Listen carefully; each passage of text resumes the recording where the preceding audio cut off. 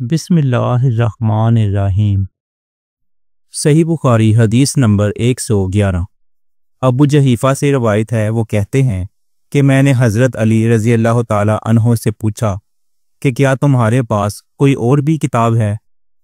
उन्होंने फरमाया कि नहीं, मगर अल्लाह की किताब कुरान है, या फिर फहम है जो वो एक मुसलमान को अता करता है, या फिर जो कुछ इस सहीफ़े में है।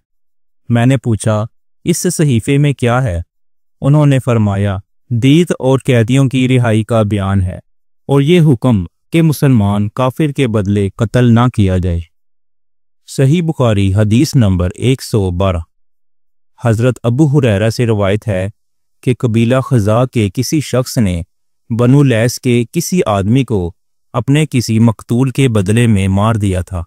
ये फतह मक्का वाले साल की बात है। रसूलुल्लाह सल्लल्लाहु अलैहि वसल्लम को ये खबर दी गई। आप सल्लल्लाहु अलैहि वसल्लम ने अपनी ऊँटनी पर सवार होकर खुतबा पढ़ा और फरमाया कि अल्लाह ने मक्का से कत्ल या हाथी को रोक लिया। इमाम बुखारी रहमतुल्लाह फरमाते हैं, इस लफ्ज़ को शक के साथ समझो। ऐसा ही अबू नईम वगैरह ने अल कत्ल और अल फील कहा है। इनके अलावा दूसरे लोग अल फील कहते हैं।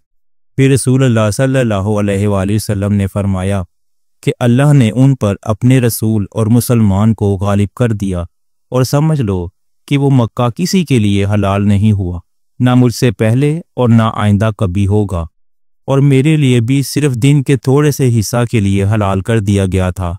सुन लो कि वो उस वक्त हराम है, ना इसका कोई कांटा तोड़ा जाए, ना इसके दरख्त काटे जाएं, और इसकी गिरी पड़ी चीज़ें भी वही उठाए जिसका मंशा ये हो कि वो उस शय का तारक करा देगा। तो अगर कोई शख्स मारा जाए तो उसके अजीज़ों को इख्तियार है दो बातों का, या दीत लें या बदला। इतने में एक यमनी आदमी अबू शाह नामी आया और कहने लगा, ये मसाइल मेरे लिए लिखवा दीजिए।